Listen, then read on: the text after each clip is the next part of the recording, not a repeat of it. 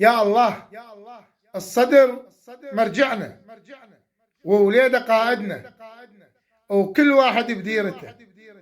الجمعة موعدنا، قرب الله نصلي الجمعة وما ننشغل بكل موضوع، وبالبنيان المرصوص احنا نساهم من نجح المشروع.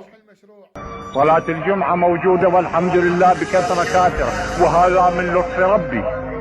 يصلي فيه أولياء الله وعظماء الإسلام، يصلون كل صلواتهم الجماعة والفردية تحت الأنواء الجوية طيلة السنة، في الصيف تحت الشمس، وفي الشتاء تحت المطر وتحت الرياح.